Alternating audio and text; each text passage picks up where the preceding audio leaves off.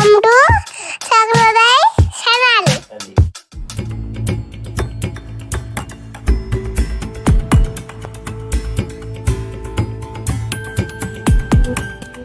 Hi friends, సీతాఫలాల కోసం ఇలా ఒక కప్పు వేరుశనగ పప్పులు తీసుకుని ఇలా లో ఫ్లేమ్లో ఒక 15 మినిట్స్ ఫ్రై చేసుకోవాలి.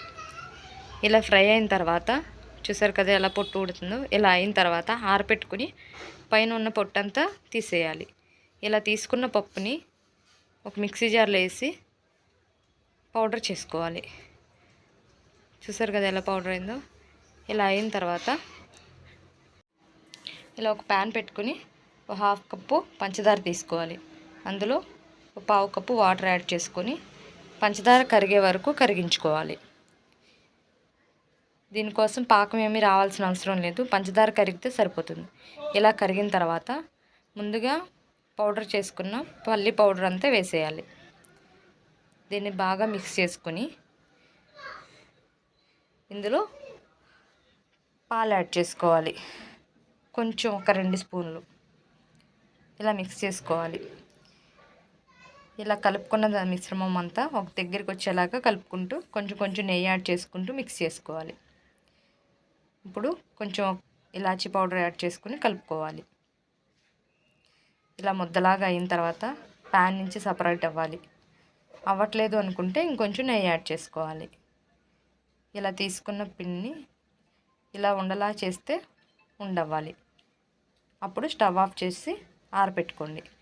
కొంచెం వేడిగా ఉన్నప్పుడు చపాతీ పిండిలాగా ఒత్తుకొని చిన్న ముద్దలాగా తీసుకోవాలి. ఇలా తీసుకున్న ముద్దని పక్కన పెట్టుకుని మిగతా దాంతో చిన్న చిన్న ఉండల్లాగా చేసుకోవాలి.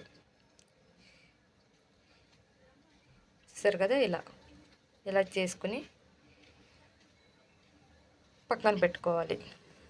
ఇలా ముందుగా చేసిన పెద్ద ఉండకి చిన్న చిన్నవన్నీ అంటించుకోవాలి. ఒకవేళ ముద్ద ఆరిపోతున్నట్టుంటే పాలతో చేయి తడుపుకుంటూ అద్దుకోండి. ఇలా అంటించుకోవాలి. ఇలా మొత్తం అంటించేసిన తర్వాత ముద్ద మొత్తాన్ని లడ్డూలాగా ఒక్కసారి కొంచెం గట్టిగా ప్రెస్ చేసి పెట్టుకోవాలి. చూసారు కదా ఎలా అయిందో. దీన్ని పక్కన పెట్టుకోవాలి.